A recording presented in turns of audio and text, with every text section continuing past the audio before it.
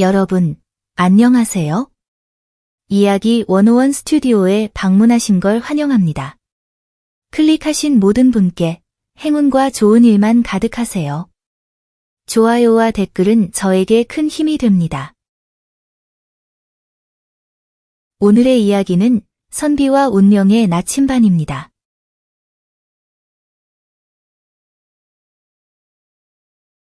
선비와 운명의 나침반. 때는 고려 말기, 개성 외곽의 작은 마을에 살던 이수혁과 그의 아내, 유나는 날이 갈수록 가난에 허덕였습니다. 과거 시험에 여러 번 낙방한 수혁은 점점 의기소침해졌고, 유나는 남편을 위로하며 바느질로 근근히 생계를 이어갔습니다. 오늘도 쌀이 거의 바닥났구려. 수혁이 빈 항아리를 들여다보며 한숨 지었습니다. 유나는 애써 미소를 지으며 대답했습니다. 내일 저작거리에 바느질한 것을 팔면 쌀을 조금 살 수 있을 거예요. 그러던 어느 날 마을에 나이 지긋한 점쟁이가 나타났습니다. 그는 마을 사람들의 운세를 봐주고 그 대가로 쌀과 천을 받아갔습니다. 사람들은 그의 예언이 신통하다며 입소문을 냈고 하루가 다르게 찾아오는 이들이 늘어났습니다. 서방님, 저 점쟁이를 보니 문득 생각이 납니다. 유나가 어느 날 저녁 조심스레 수혁에게 말을 꺼냈습니다. 서방님께서는 사주와 역학에 대해 공부하지 않았나요? 수혁은 고개를 끄덕였습니다. 과거 준비를 하며 잠시 배웠을 뿐이라오. 그저 취미로 배웠을 뿐이오. 윤하의 눈이 반짝였습니다. 하지만 서방님은 글도 잘 읽고 사람의 마음도 잘 헤아리잖아요. 어쩌면 우리도 그네들의 시름을 들어주고 조언을 해줄 수 있지 않을까 해서요. 수혁은 처음에는 단호히 거부했지만 계속되는 가난과 미안함에 결국 동의했습니다. 단 한 번만 시도해보겠소 부인. 하지만 이것이 옳은 일인지는 여전히 의문이요. 그러던 어느 날 우연한 기회에 태사국 관리 한 분이 남편을 찾아왔습니다. 평소에 천문과 역학에 조예가 깊다는 소문을 듣고 그는 하늘의 이상한 징조에 대해 해석을 구하고자 했습니다.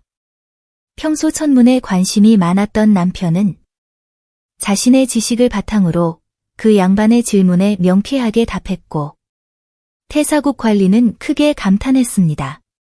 그 소문은 곧 온 마을에 퍼져 남편이 뛰어난 천문학자이자 예지력이 뛰어난 사람이라는 평판이 생겨났습니다. 수혁은 아버지에게서 물려받은 낡은 나침반과 역서를 준비했습니다. 첫 손님은 이웃 마을의 부유한 상인 박 씨였습니다.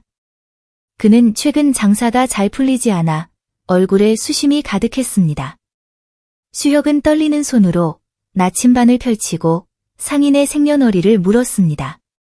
그리고 역서를 뒤적이며 심각한 표정을 지었습니다.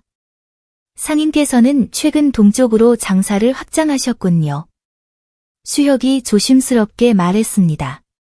박 씨의 눈이 커졌습니다. 아니, 그걸 어떻게 아셨소?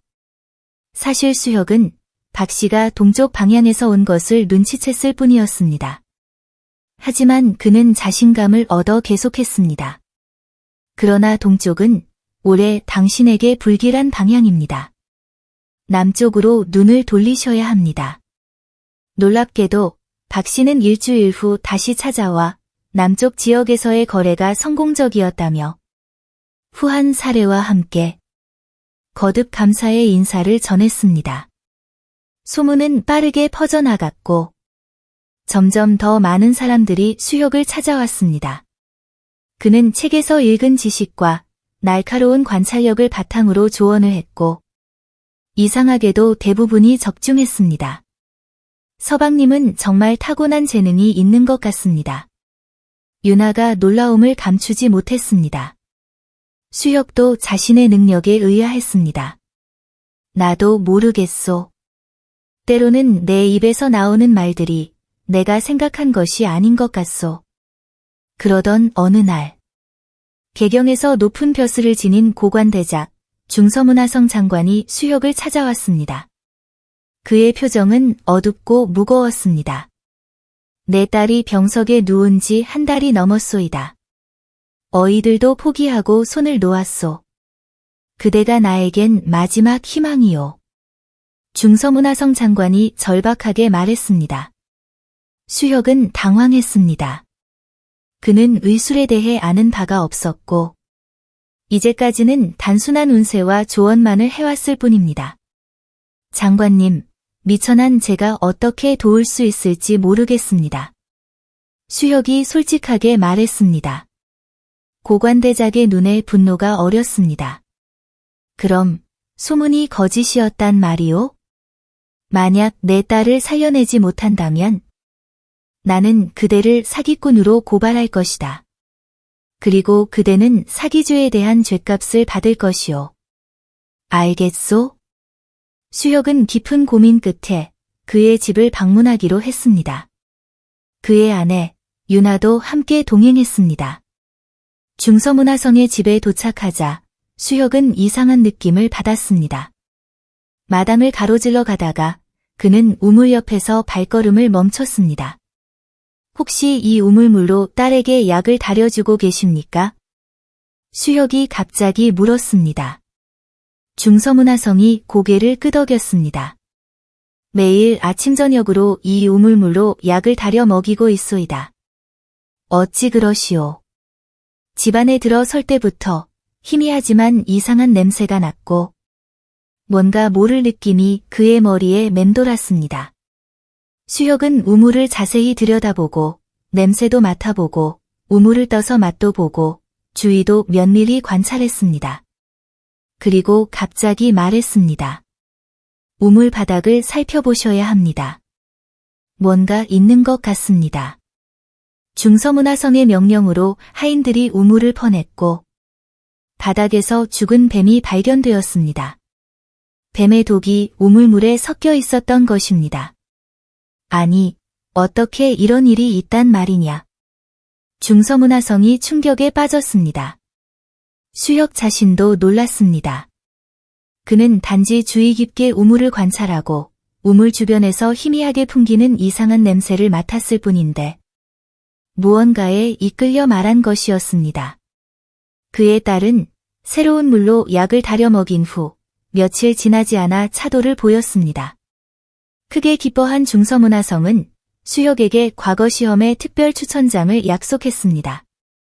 집으로 돌아오는 길에 유나가 물었습니다. 서방님은 정말 점술가의 재능이 있는 것 같아요. 어떻게 아셨나요? 수혁은 고개를 저었습니다. 나도 모르겠소, 부인. 처음에는 단순히 연기였지만 이제는 정말로 뭔가 보이는 것 같구려, 부인. 이것이 하늘의 뜻일까? 아니면 내 안에 숨겨진 능력일까? 그러나 지금은 무엇인가 하늘이 이끌어주는 것 같소. 수혁은 이후 조정에 천문과 역법의 밝은 자로 천거되었고 많은 이들이 그의 조언으로 삶의 갈피를 잡게 되었습니다. 수혁의 명성은 빠르게 퍼졌고 그는 더 이상 가난을 걱정할 필요가 없게 되었습니다. 하지만 그보다 더 중요한 것은 그가 진정으로 사람들을 돕고 있다는 사실이었습니다. 처음에는 생계를 위해 시작했지만 이제는 이것이 내 소명인 것 같구려, 부인. 수혁이 유나에게 말했습니다. 유나는 미소를 지었습니다. 서방님은 항상 진심으로 남을 돕고 싶어 했습니다. 과거에 낙방한 것도 어쩌면 운명이었나 싶습니다. 몇 년 후 수혁은 조정에서 인정받는 점술가이자 천문학자가 되었습니다. 그는 자신의 능력을 사람들을 위해 사용했고 많은 사람들의 존경을 받았습니다. 그가 항상 손에서 놓지 않던 낡은 나침반은 이제 그의 상징이 되었습니다. 하지만 진정한 나침반은 그의 마음속에 있었습니다. 때로는 위기에서 시작된 거짓이 자신의 진정한 재능과 소명을 발견하는 계기가 되기도 합니다. 수혁이 종종 말하곤 했습니다.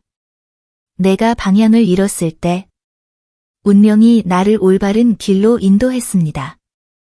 때로는 우리가 찾는 답이 이미 우리 안에 있는 법이라는 생각이 들곤 합니다. 거짓에서 시작된 한 걸음이 가끔은 진실을 향한 여정이 되기도 합니다. 길을 잃은 순간에야 비로소 참된 길이 열리기도 합니다. 시작은 거짓으로 했지만 결말은 진실로 끝을 맺은 훈훈한 이야기였습니다. 이것이 이수혁과 정윤아의 운명이었습니다. 끝까지 시청하신 여러분, 대단히 감사합니다. 다음 이야기에서도 다시 뵙겠습니다.